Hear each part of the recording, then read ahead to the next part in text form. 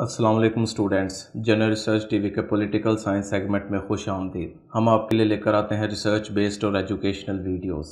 Viewers, political science segment की आज की वीडियो में हम निकोलो मैकियावेली के बारे में बात करेंगे। इससे पहले वीडियोस में हम 4 पॉलिटिकल फ़िलासफ़र्स कवर कर चुके हैं। उन फ़िलासफ़र्स से मुतल्लिक़ वीडियोस देखने के लिए ऊपर आई कार्ड या नीचे डिस्क्रिप्शन में दिए गए लिंक्स पर क्लिक करें। आज की वीडियो में नाजरीन मैं सबसे पहले आपको मैकियावेली की बायोग्राफ़ी बताऊंगा, फिर इसके बाद हम इसकी सियासी फ़िलासफ़ी यानी मैकियावेलियन अप्रोच का जिक्र करेंगे।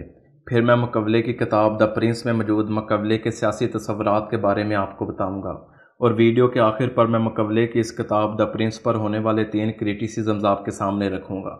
तो व्यूअर्स, आते हैं अपने टॉपिक की तरफ। सबसे पहले आपको बताता हूँ मैकियावेली की बायोग्राफ़ी। तो स्टूडेंट्स, मैकियावेली 1469 में इटली की एक सिटी स्टेट फ्लोरेंस में पैदा हुआ। फ्लोरेंस इटली की 5 रियासतों में से एक रियासत थी। बाकी 4 रियासतों में नेपल्स, मिलान, वेनिस और चंद रियासतों का ग्रुप था जिन पर पोप का कंट्रोल था। ये पांचों सिटी स्टेट्स या रियासतें एक दूसरे के साथ हालते जंग में रहती थीं। उस वक़्त यानी 15वीं सदी में यूरोप की बड़ी किंगडम्स में बरतानिया, फ्रांस और स्पेन शामिल थीं, और ये तीनों किंगडम्स इटली की इन रियासतों में मुदाखलत करती रहती थीं, जिसकी वजह से इन रियासतों में कभी अमन कायम ना हो पाता और ये रियासतें हमेशा क्यास या इंतशार का शिकार रहती थीं। मैकियावेली पर इस क्यास और इंतशार का असर हुआ। वो इटली की 5 रियासतों को मुत्तहिद देखना चाहता था ताकि इटली भी बरतानिया और फ्रांस की तरह एक बड़ी किंगडम बन सके। मैकियावेली जब बड़ा हो रहा था तो फ्लोरेंस में मेडिची फैमिली की हुकूमत थी, लेकिन फिर वहाँ इनकलाब आ गया और रजीम चेंज हो गई, यानी अवाम ने मेडिची फैमिली से हुकूमत छीन ली और फ्लोरेंस एक रिपब्लिक स्टेट बन गई, यानी वहाँ जमहूरियत आ गई। मैकियावेली को क्लर्क की नौकरी मिली, लेकिन वो थोड़े ही अरसे में अपनी काबिलियत की बिना पर सेकंड चांसलर बन गया। इसके अलावा 10 अफराद पर मुश्तमिल कौंसल जो जंग की जिम्मेदार होती है, उस कौंसल का वो सेक्रेटरी बन गया। वो इस पोस्ट पर 14 साल तक विराजमान रहा। वो एक ज़हीन इंसान था, इसलिए डिप्लोमेट के तौर पर उसने फ्रांस, जर्मनी और रोमागना में अपनी खिदमात सर अंजाम दी। वहाँ वो सीज़र बोर्जिया की सख्त गिर पॉलिसी से बहुत मुतासर हुआ और आगे चलकर अपनी किताब द प्रिंस में सीज़र बोर्जिया को ही अपना आइडियल और हीरो बनाया। फ्लोरेंस वापसी तक मैकियावेली को यकीन हो गया था कि सीज़र बोर्जिया जैसा किंग ही इटली को मुत्तहिद कर सकता है और बैरूनी हमलावरों से इसको महफूज रख सकता है। मैकियावेली फ्लोरेंस वापस आया और उसने कौंसल को सिटीज़न आर्मी के क़याम के लिए आमादा किया। उसके मुताबिक रिपब्लिक स्टेट में मर्सनरी आर्मी रियासत की हिफाजत नहीं कर सकती, क्योंकि इस आर्मी के सिपाही पैसे लेकर लड़ते हैं और जब जान खतरे में हो तो भाग जाते हैं। इसलिए वो एक सिटीज़न आर्मी या मलेशिया बनाना चाहता था।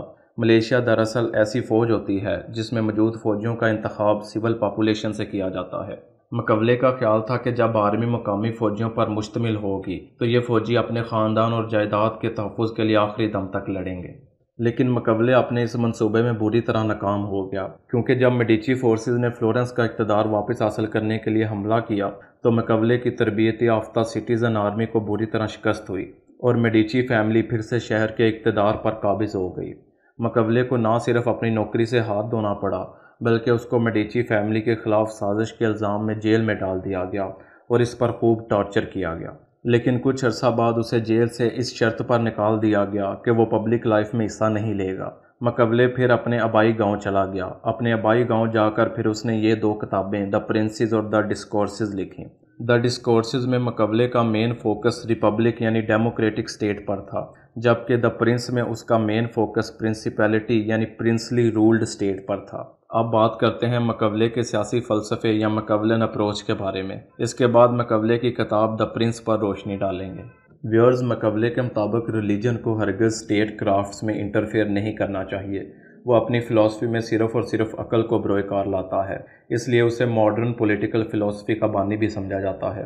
मैकियावेली के मुताबिक इंसान की फ़ितरत बहुत बुरी और मनफी है। इंसान हमेशा आपस में कंपटीशन का शिकार रहते हैं, जिसकी वजह से वो हमेशा तनाज़ात की ज़द में रहते हैं। इन तनाज़ात की वजह से इंतशार और अनारकी पैदा होती है, और द प्रिंस में मैकियावेली उस अनारकी को ख़त्म करने का तरीका बताता है, और ये तरीका ही दरअसल मैकियावेलियन अप्रोच है, जिसके मुताबिक एक प्रिंस को कैरेट एंड स्टिक पॉलिसी के ज़रिए काम करना चाहिए। वो ना ही इतना नरम गिर हो कि रियासत के शहरी उसका हुक्म ही ना माने, और ना ही इतना जालिम हो कि शहरी बागी हो जाएं। उसके मुताबिक a prince must rule with an iron hand, यानी एक हुक्मरान को सख्त गिर पॉलिसीज़ के ज़रिए हुकूमत करनी चाहिए। लेकिन जब वो देखे कि अवाम बागी होने लगी है तो उसे चाहिए कि शहरियों को मुख्तलिफ इंसेंटिव्स देकर खुश करे। ویئرز اب بات کرتے ہیں مقولے کی کتاب دا پرنس میں موجود سیاسی تصورات کے بارے میں۔ اسٹوڈنٹس دا پرنس کے پہلے چیپٹرز میں مقولے رولرز یا حکمرانوں کی 5 اقسام بیان کرتا ہے، اور وہ یہ اقسام حکمرانوں کے حکومت حاصل کرنے کے طریقوں کی بنیاد پر بیان کرتا ہے، اور یہ اقسام درج ذیل ہیں۔ Number 1 hereditary ruler, number 2 victorious ruler, number 3 ruler by treachery and brutality, number 4 ruler by class conflict, number 5 ruler by religion. Students سب سے پہلے بات کرتے ہیں ہیریڈیٹری رولر کی۔ جیسا کہ آپ جانتے ہیں ہیریڈیٹری کا مطلب وراثتی ہے، یعنی ہیریڈیٹری رولر سے مراد ایسا حکمران ہے جسے حکومت وراثت میں ملی ہو۔ مقولے کے نزدیک ہیریڈیٹری مونارک کے لیے حکومت کرنا سب سے آسان ہوتا ہے، کیونکہ اسے صرف رسم و رواج یعنی ٹریڈیشنز اور کسٹمز کو فالو کرنا ہوتا ہے، اور مقولے کہتا ہے کہ ہیریڈیٹری رولر کو ہرگز روایات کے خلاف نہیں جانا چاہیے، کیونکہ صرف اسی صورت میں اس کی حکمرانی کو خطرہ ہوگا۔ دوسری قسم کا حکمران وکٹوریس رولر ہے۔ یہ ایسا حکمران ہے جو جنگ میں فتح کی صورت میں اقتدار میں آیا ہو۔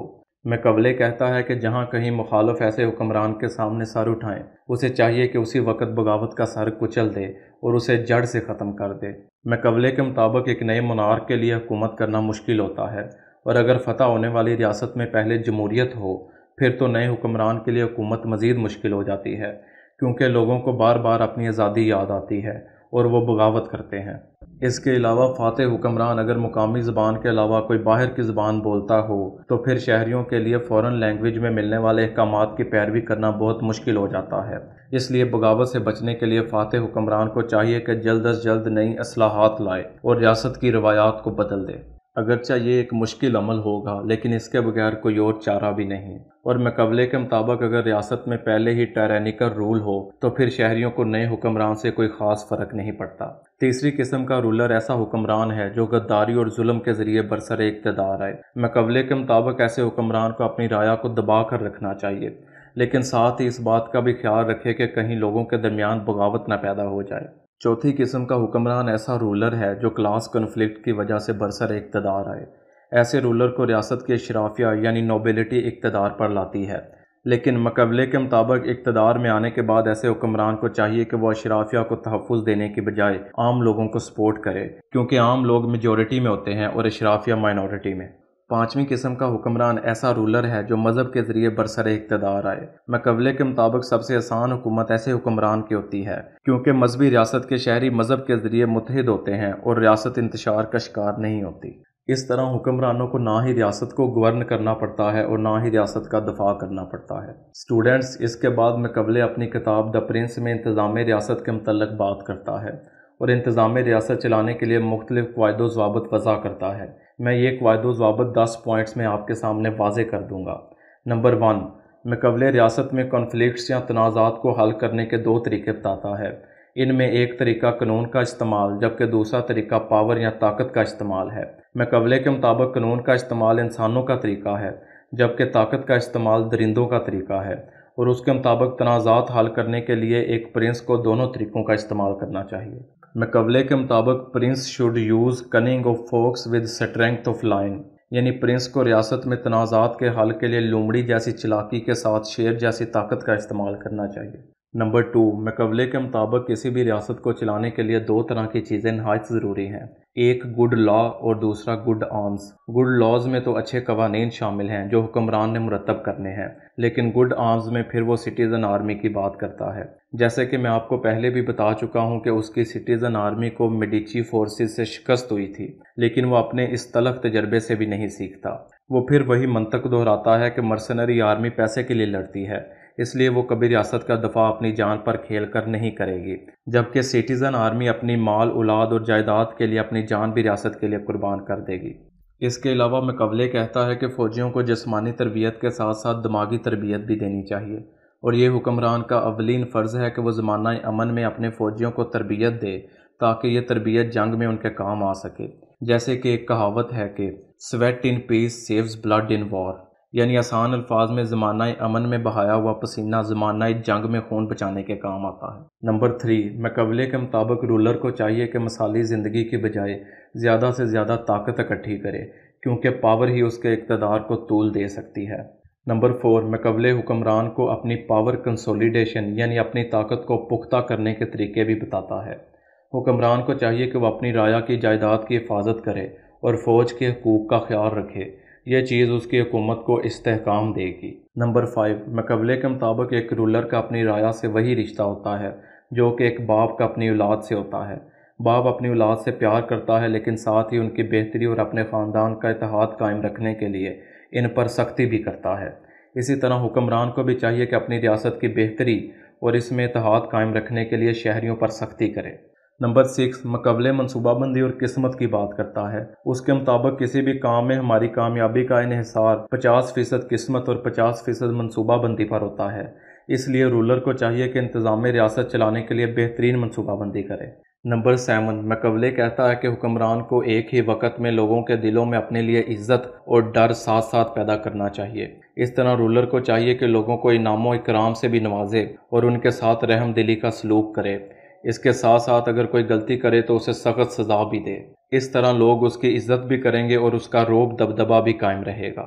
نمبر 8، اگر ہمسایہ ممالک کے درمیان جنگ ہو تو پرنس کو چاہیے کہ کمزور ریاست کے ساتھ کھڑا ہو کر balance of the power game کھیلے، کیونکہ اگر وہ کسی کی سائیڈ نہیں لیتا تو جیتنے والا ملک اس کو تعاون نہ کرنے پر قصوروار ٹھہرائے گا، اور اگر رولر طاقتور ملک کا ساتھ دیتا ہے تو وہ ملک جیت کر مزید طاقتور ہو جائے گا اور ہو سکتا ہے کہ وہ پرنس کی ریاست پر ہی چڑھ دوڑے۔ نمبر 9، مقولے کے مطابق اگر حکمران سخاوت کے بجائے کنجوسی سے کام لیتا ہے تو یہ چیز اس کی حکمرانی کو طول دے گی، کیونکہ اس سے ریاست کے شہری مطمئن ہو جائیں گے کہ رولر ان کے خزانے کی صحیح طرح سے حفاظت کر رہا ہے اور کوئی فضول خرچی نہیں کر رہا۔ نمبر 10، ریاست میں افسران کا انتخاب بھی ایک مشکل مرحلہ ہے۔ مقولے کے مطابق پرنس کو چاہیے کہ ایماندار اور پر اعتماد لوگوں کو بطور افسران مقرر کرے اور ان میں جو بہتر کارکردگی دکھائیں ان کو انعام دے اور غلطی کرنے والوں کو سزا دے۔ ویئرز، اب بات کرتے ہیں اس کریٹیسزم یا نکتہ چینی کی جو مختلف کریٹکس یا نقاد اس کتاب دا پرنس پر کرتے ہیں۔ سب سے پہلا کریٹیسزم تو اس کتاب پر یہ آتا ہے کہ یہ کتاب مقولے نے ایک ظالم حکمران کو اپنی حکومت کو مضبوط کرنے اور طول دینے کے طریقے بتانے کے لیے لکھی۔ دوسرا کریٹیسزم اس کتاب پر یہ آتا ہے کہ مقولے نے یہ کتاب محض میڈیچی فیملی کی خوشامد کرنے کے لیے لکھی تاکہ اسے اس کی نوکری واپس مل جائے۔ اور تیسرا کریٹیسزم جو کہ مثبت کریٹیسزم ہے وہ یہ آتا ہے کہ مقولے نے یہ کتاب اس لیے لکھی کہ وہ ہر حال میں اٹلی کو متحد کرنا چاہتا تھا، اس لیے اس نے پرنس کو وہ طریقے بتائے جو کہ اٹلی کو متحد رکھنے کے لیے اس وقت ضروری تھے۔ اسٹوڈنٹس، آج کی ویڈیو میں نے آپ کو مقولے کی بائیوگرافی، مقولن اپروچ اور اس کی کتاب دا پرنس میں موجود اس کے سیاسی تصورات کے بارے میں بتایا۔ اگلی ویڈیو میں آپ کو مقولے کی کتاب دا ڈسکورسز میں موجود اس کے سیاسی تصورات کے بارے میں بتاؤں گا۔ اس کے علاوہ پھر میں مقولے کی پولیٹیکل فلسفی کا انالیسز یا تجزیہ آپ کے سامنے پیش کروں گا۔ ویورز، امید ہے آپ کو ہماری ریسرچ بیسڈ اور ایجوکیشنل ویڈیو پسند آئی ہوگی۔